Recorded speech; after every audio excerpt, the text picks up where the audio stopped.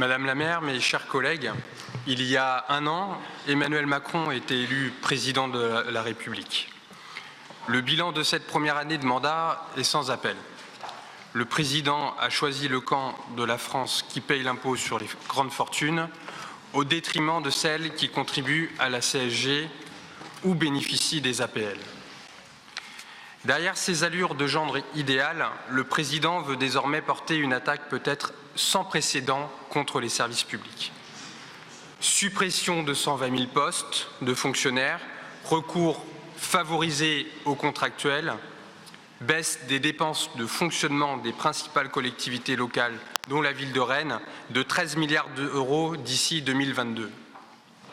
Alors, bien sûr, pour mieux faire passer le tout, rien de tel que le bon diviser pour mieux renier.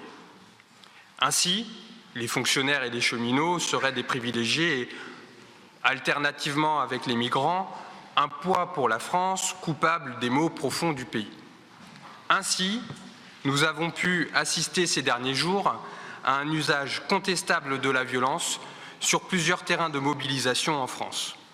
Cet usage de la force qui dérape vise à la fois à redonner l'image d'un État qui a de l'autorité et à nous détourner de la contestation économique et sociale sur le fond.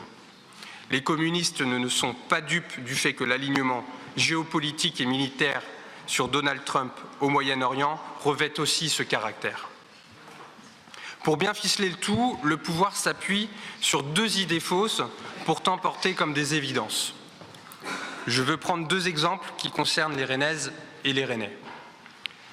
Première idée fausse, la concurrence est forcément positive, amène un service plus important et de meilleure qualité à un moindre coût. Ah bon? Peut-on tirer le bilan de 12 ans d'ouverture à la concurrence du fret ferroviaire en France et une dizaine de nouveaux opérateurs privés?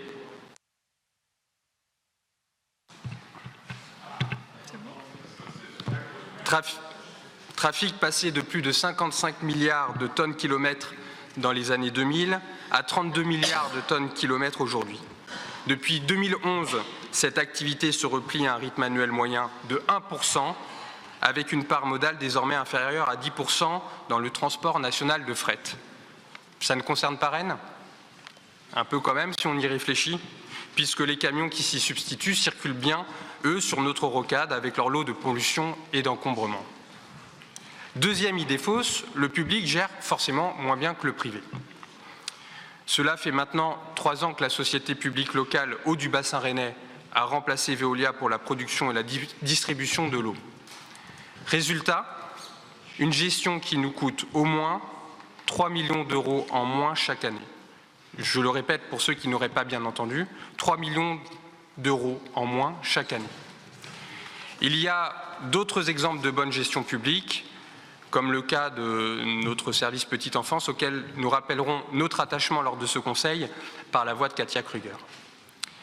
Issus du monde du travail, du privé comme on dit, les élus communistes entendent le cri de colère des personnels qui travaillent auprès des personnes âgées, dans les hôpitaux, dans les prisons, dans les écoles, à la poste et tous les autres fonctionnaires et salariés des services publics qui réclament des moyens et le respect de leurs conditions de travail.